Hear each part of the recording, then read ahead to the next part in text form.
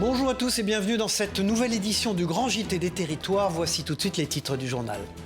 En France, le système de santé est au fil des années de moins en moins performant, alors qu'à l'inverse, le gouvernement augmente le budget alloué dans ce domaine. Pourquoi ce constat? C'est ce que tente de comprendre un député vosgien, vous le verrez dans ce journal. La proposition de loi visant à imposer une visite médicale aux conducteurs revient dans les débats de l'Assemblée nationale. Une mesure qui divise à la fois l'hémicycle, mais aussi chez les conducteurs. Explication dans cette édition avec 8 Montblanc. Le groupe LVMH ne cesse de développer ses activités. La célèbre marque de joaillerie Bulgari mise notamment sur le savoir-faire de nos territoires. Une politique en adéquation avec le gouvernement italien où le joaillier vient d'inaugurer une nouvelle manufacture tout près de Milan. Et puis, véritable monument de la radio et de la télévision à 95 ans, Philippe Bouvard nous livre les dernières anecdotes de sa vie dans un entretien exclusif qu'il m'a donné, un moment chaleureux à découvrir en fin d'édition. Alors que le budget alloué au système de santé augmente chaque année, les résultats sont de moins en moins bons. C'est le constat tiré par le député Christophe Negelen. Rapporteur de la commission d'enquête parlementaire sur le système hospitalier, le député fait actuellement le tour des hôpitaux. Regardez ce reportage de Vosges TV lors d'une de ses visites. Le député vosgien du groupe Lyotte, Christophe Negelen, est le rapporteur de la commission d'enquête parlementaire sur les difficultés d'accès aux soins dans l'hôpital public. Après le CHRU et la faculté de médecine de Nancy, le centre psychiatrique de Ravenel à Mirecourt, une petite délégation est en visite dans les hôpitaux d'Épinal et ici de Remiremont. Le but est réellement de pouvoir échanger tous ensemble pour voir de quelle manière est-ce qu'on peut demain avoir une meilleure organisation, plus efficiente. On se rend compte qu'aujourd'hui, on met toujours plus d'argent dans notre système de santé, 105 milliards l'année dernière sur la partie hospitalisation. Et en fin de compte, on a un résultat qui est de moins en moins bon. Le député qui entend offrir dans son rapport une vision complète de la structuration du système de santé, en déminant notamment ce qu'il nomme une administrocratie beaucoup trop présente. Ici, dans sa circonscription du Massif, comme dans la plupart des hôpitaux, le gros point noir est bien identifié. Le directeur Dominique Chevaux, en partance pour Wallis et Futuna, y est confronté au quotidien. Il nous faudrait, pour faire tourner tous les services d'urgence tels qu'ils doivent tourner en fonctionnement totalement normal, il nous faudrait 72 médecins urgentistes et actuellement on en a péniblement 30. Plus d'urgence assurée la nuit ainsi à l'hôpital de Remiremont depuis 1 an. Pour autant, les acteurs de terrain et le député ne veulent pas noircir le tableau. En dépit d'une pénurie massive et durable de médecins à l'échelle nationale, quelques signes paraissent encourageants. On a beaucoup parlé de la maternité de Remiremont qui n'allait pas bien.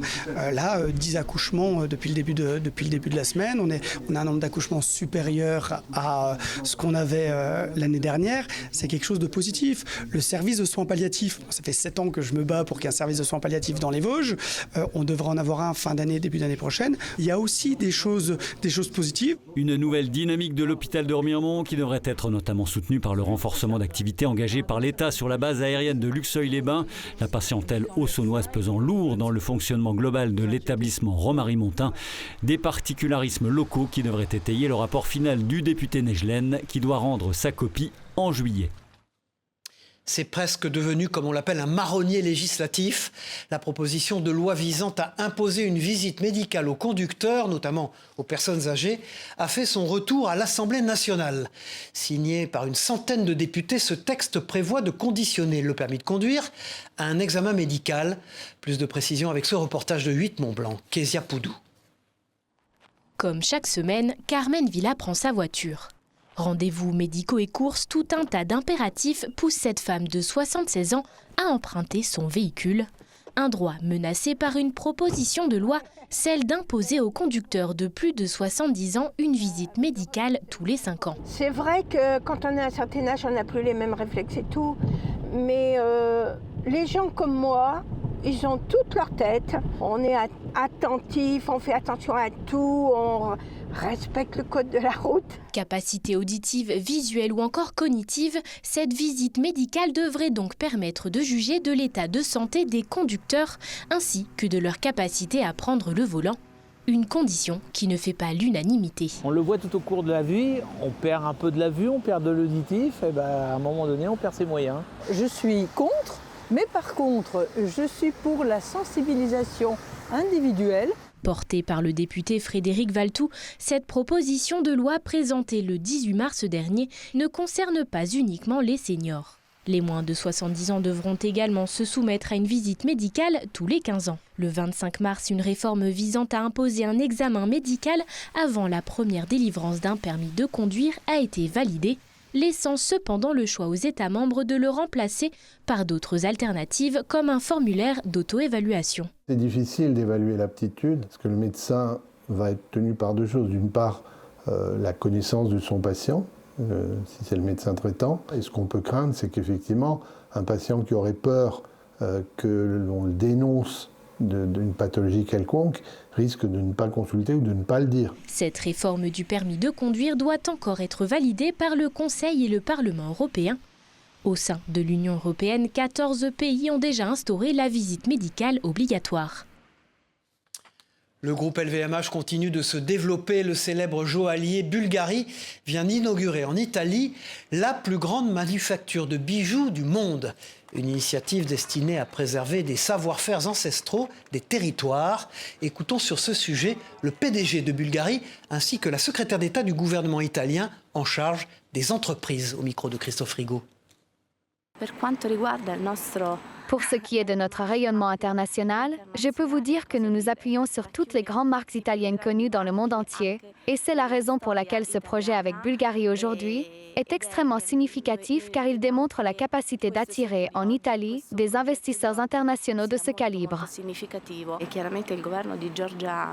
Comme vous le savez, le gouvernement de Giorgia Meloni a créé un ministère spécial à l'investissement et au Made in Italy et cela ne peut qu'inciter l'ensemble du gouvernement à prendre en compte ce challenge pour le futur. On est la seule collection hôtelière de luxe italienne, quand même, bien qu'on soit joaillier, et on est mondialement jusqu'à Pékin, et on est mondialement la collection joaillière qui a l'image la plus élevée, avec une autre collection joaillière qui s'appelle Cheval Blanc, qui fait partie du même groupe. Donc c'est assez intéressant de voir que du groupe LVMH sont nés les deux noms les plus fameux de l'hospitalité, venant de maisons, une joaillère et une qui faisait des grands vins, ce qui est quand même assez surprenant. Avec les changements de conditions climatiques et l'augmentation des feux de forêt, le camping est devenu une pratique très encadrée. De nombreuses règles sont mises en place pour respecter les lieux, mais surtout éviter tout incident. En Martinique, l'ONF et la gendarmerie ont sensibilisé la population pour adopter les bons gestes. Regardez ce reportage de VIA TV sur place. C'est l'ONF et la gendarmerie. On vient vous faire une petite visite de courtoisie. On vient discuter un petit peu. On est en visite de tous les camps. Sensibiliser les campeurs, leur rappeler les consignes pour protéger la nature. Il faut vraiment utiliser charbon de bois. Pourquoi ? Parce que, en fait, à force, si on coupe du bois et si on ne protège pas cette forêt, vous allez vous retrouver sur des plages où il n'y a plus d'arbres, il n'y a plus rien. Hier soir, nous avons des campeurs qui ont mis directement le feu au sol pour que ça puisse faire de la fumée, pour chasser les moustiques, sachant que c'est interdit, les feux au sol. En plus, sachant que nous sommes en période sécheresse, donc la braise avec le vent peut partir directement dans les bois et créer ensuite un incendie. Pour ce feu, les campeurs peuvent recevoir une amende de 135 €. Mais durant cette période de forte affluence, la sensibilisation est mise en avant. C'est essayer de faire passer les bonnes pratiques. On se rend compte que petit à petit, il y a une prise de conscience des bonnes pratiques pour éviter la dégradation de l'environnement. Un site courtisé aussi par les tortues. Et durant ces périodes de ponte, les campeurs doivent adopter les bons gestes. Jamais l'approcher à moins de 10 mètres. Voilà. Pas de flash, pas de lampe, pas de musique intempestive, le silence. Et vous éteignez toutes les sources de lumière, quelles qu'elles soient. Et vous laissez la tortue faire sa ponte. Et ne pas faire de feu de camp sur la plage. Avec la chaleur du sable, ça va cuire les œufs dans le nid. On fait attention, on respecte l'environnement.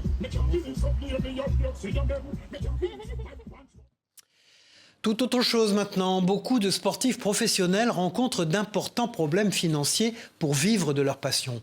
Certains font le choix de s'engager dans l'armée française et de défendre leur pays. Pour quelles raisons ? Réponse avec ce reportage de Télé Grenoble au sein d'une brigade d'infanterie de montagne. Regardez. Sous ces tartes de chasseurs alpins se cachent des athlètes de haut niveau engagés dans l'armée de terre. En tout, 50 sportifs composent la compagnie hiver de l'Armée des Champions.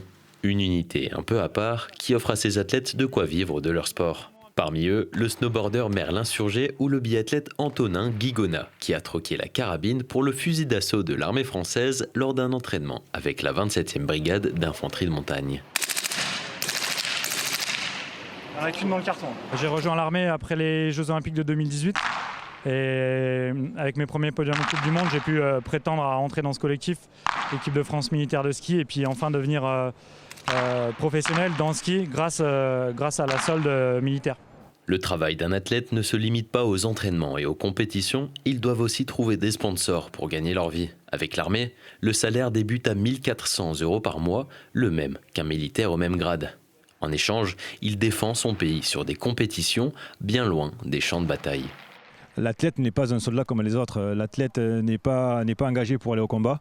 L'athlète est là pour rayonner, performer et porter haut les couleurs de la France et les couleurs de l'armée des champions. Mon rôle premier, c'est de me préparer pour la Coupe du Monde, pour être performant en fait sur la Coupe du Monde et donc représenter l'armée sur la Coupe du Monde. Donc je m'entraîne toute l'année, c'est-à-dire que je suis en stage avec l'équipe de France. Le but, c'est que je sois en forme pour performer. D'autres obligations les occupent, comme participer au défilé du 14 juillet ou aux Jeux mondiaux militaires qui ont lieu tous les 4 ans. Pour les athlètes, l'armée est aussi une sécurité à la fin de leur carrière. L'armée est assez riche à ce niveau-là, donc vraiment il y a tous les métiers possibles. C'est vraiment quelque chose d'important pour nous, notamment dans cette phase de notre vie où on passe à autre chose et on cherche à avoir un nouveau but, avoir un nouveau rythme, une nouvelle profession, quoi. 2 ans renouvelables, c'est le cadre fixé par les contrats de l'armée. Et à 10 mois des Jeux de Milan, même sous l'uniforme, la flamme olympique reste l'objectif. Feriez-vous vous-même le pari d'acheter un matelas reconditionné? C'est une activité en pleine expansion et notre partenaire Via Occitanie a rencontré la société Ecomatelas qui connaît une importante croissance de son activité. Immersion sur le site de production. Donc vous voyez, il y a énormément de matelas déjà prêts à être expédiés. Donc effectivement, pour suivre la croissance Ecomatelas, on avait besoin de place pour pouvoir stocker ces nombreux matelas. Comme tout entrepreneur, Jérémy Adjedj aime bien voir les choses en plus grand, plus haut. Depuis le début du mois de mars, son entreprise spécialisée dans le reconditionnement de matelas a investi les 1000 mètres carrés de cette usine installée à Vendargues. 1500 matelas fabriqués par mois contre 800 auparavant au siège basé à Saint-Onès à quelques kilomètres. La technique de production, quant à elle, reste toujours la même à partir de matières récupérées. On va venir du coup découper la partie haute du matelas pour venir vraiment récupérer le noyau du matelas. Donc c'est un peu comme un fruit abîmé en surface mais qui est encore intact à l'intérieur. Après on a du coup la partie assemblage du matelas, en l'occurrence la partie qu'on est venu récupérer sur ce matelas, on vient la coller du coup sur la mousse avec une colle certifiée Ecotex, toujours naturelle. Le matelas termine ensuite dans cette machine de désinfection à rayon ultraviolet pour éliminer acariens et punaises de lit. Depuis 2017 et son lancement, Ecomatelas a su convaincre une clientèle de particuliers et de professionnels dans l'hôtellerie. L'an dernier, la société a vendu 10 000 matelas, soit la moitié des ventes réalisées depuis son apparition sur le marché. On sait qu'aujourd'hui, il y a à peu près 75% des Français en 2024 qui ont acheté d'occasion. Donc c'est énorme, 3 personnes sur 4 qui achètent d'occasion, qui sont prêts à passer le pas et à acheter un objet d'occasion. La literie, c'est un petit peu particulier, puisqu'effectivement, c'est l'intime, c'est quelque chose qui est hygiénique. Donc on doit nous apporter de la pédagogie, de la réassurance vis-à-vis de cet objet et montrer que ce qu'on fait nous derrière en coulisses, ça permet d'assurer une hygiène parfaite aux produits et aux matelas. Une démarche, un prix aussi 30% moins cher que du neuf, qui s'exporteront bientôt dans les villes de Toulouse, Bordeaux et Lyon, où la marque doit installer ses prochains points de vente. Toujours en matière de savoir-faire dans nos territoires, la société Brin propose du mobilier fabriqué avec du carton. Une conception locale qui a su se démarquer en étant présent sur des événements d'envergure tels que le Tour de France par exemple. Reportage de LMTV Sarthe, Alexandre Ferrer. Des chaises, une table, voire même un espace détente. Tout en carton. Les spécialités de cette société sartoise. Depuis 10 ans, Brin propose une conception de matériaux bas carbone et en circuit court dans le milieu de l'événementiel. Le carton est disponible aux 4 coins de la France. Et l'utiliser, ça nous permet de limiter le transport énormément. Des événements toujours plus grands. En 2016, l'entreprise produit 10 000 exemplaires de tabourets pour les spectateurs du Tour de France. C'est ce concept qui m'a permis de me lancer dans l'aventure Brin. Et puis là, on a l'exemple 2 ans après, tabouret officiel du Tour de France. On a travaillé en direct avec ASO. C'était un rêve.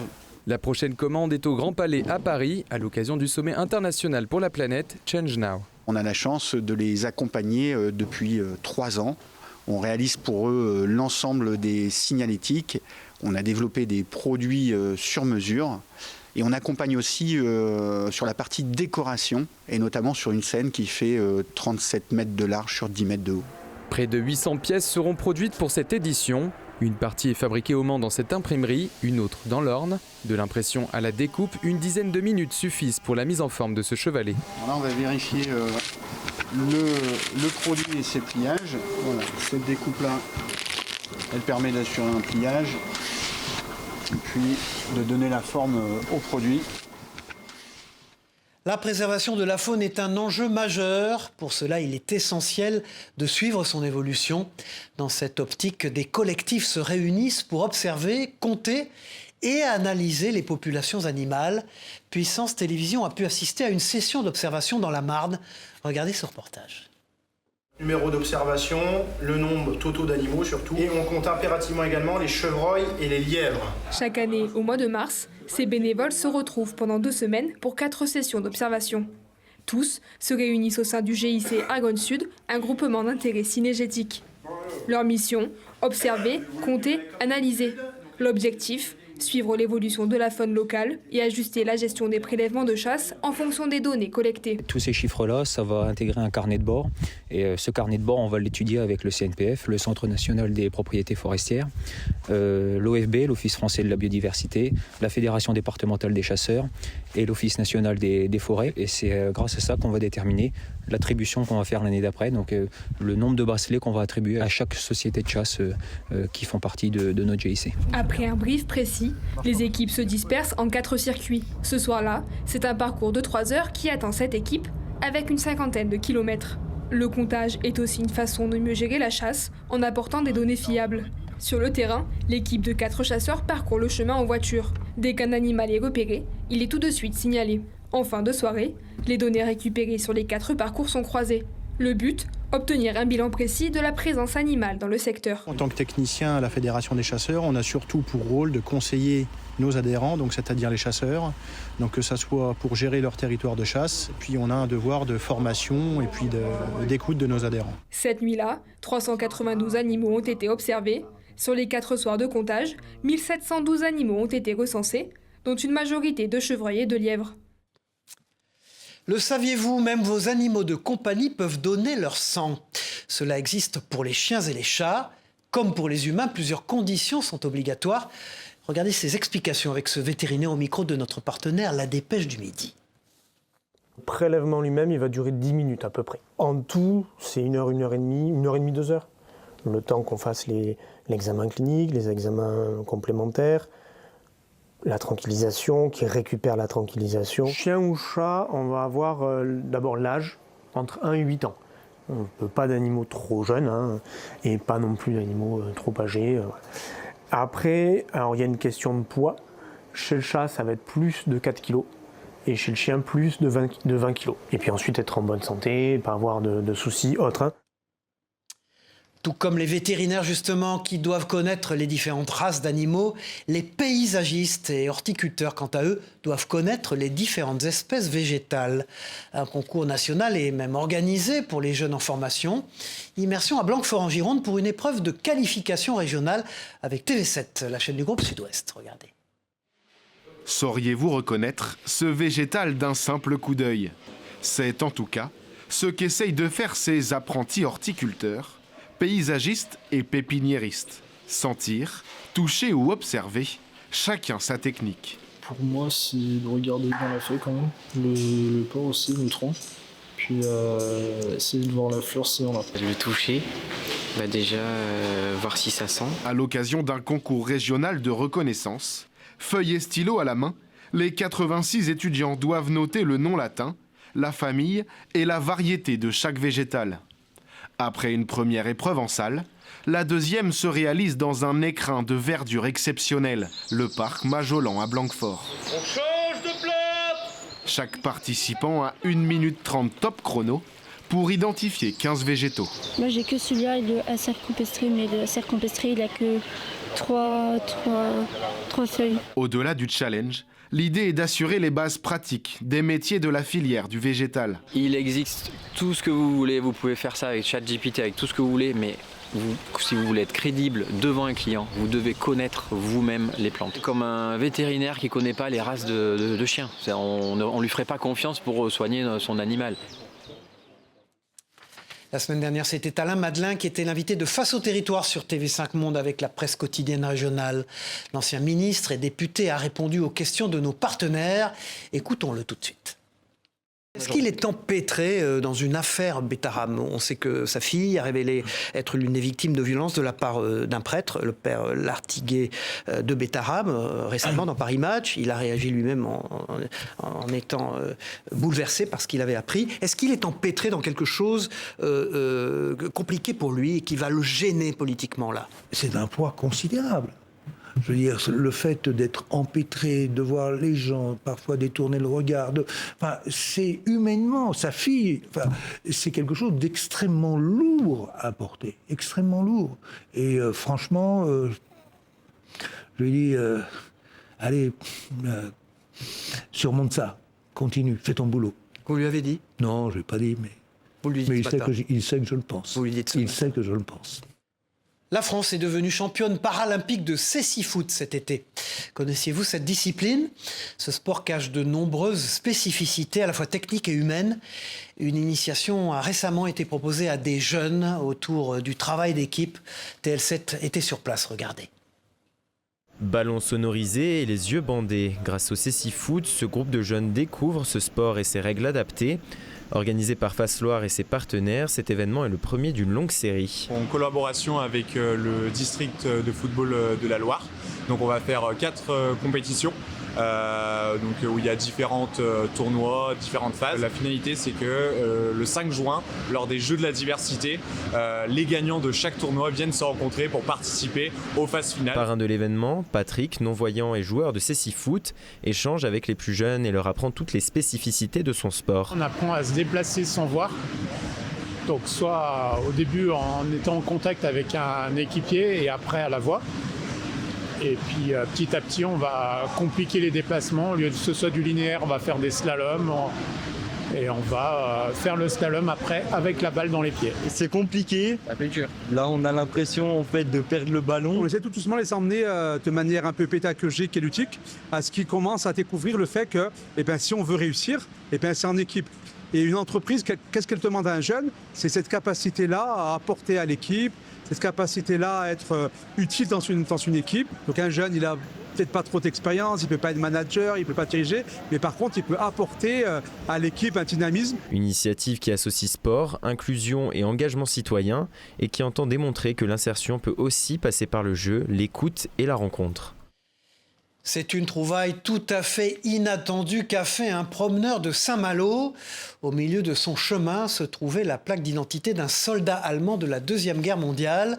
Une trouvaille précieuse qui révèle des informations sur son identité, mais pas que. Écoutons Éric Peil, responsable du mémorial 3945 de Saint-Malo, au micro de TVR à Rennes. Beaucoup de monde qui passe par là, et je pense beaucoup de monde qui l'a vu sans réaliser réellement ce que c'était en fait. C'est une chance pour plusieurs raisons. D'abord parce que c'est un objet nominatif, donc on sait vraiment à qui il a appartenu, mais c'est une chance aussi parce que ça a été trouvé sur la cité d'Alette, et donc ça fait partie intégrante de l'histoire de la cité d'Alette. Et puis on a une troisième chance, c'est que celui qui l'a trouvé, il a décidé d'en faire don au mémorial. On sait qu'il a été recruté au départ pour la mer du Nord, avec le petit N qui est devant, qui signifie Nordsee. Il y a son numéro de matricule, et puis l'année de recrutement, il a été recruté en 1940. C'est une icône de la radio et de la télévision. À 95 ans, Philippe Bouvard a toujours bon pied, bon œil, et il nous livre ses derniers secrets. Écoutons cette anecdote sur sa passion du jeu et des casinos qu'il m'a livrée dans son appartement à Cannes. J'ai été très joueur. Un jour, je me suis fait interdire en France, c'est-à-dire on ne m'accepte plus dans un casino, ce qui était une façon de m'épargner des pertes trop cuisantes. Et j'allais jouer à l'étranger. Le jeu a été pour moi une façon de me sublimer, alors que j'étais un petit gars extrêmement normal et pas très beau et pas très intelligent. Mais pendant que j'étais devant le tapis vert et que la chance me souriait, j'imaginais être un grand homme. Voilà, au revoir, c'est la fin de ce journal. Merci à vous de l'avoir suivi. On se retrouve très vite pour une nouvelle édition du Grand JT des Territoires. Au revoir à tous.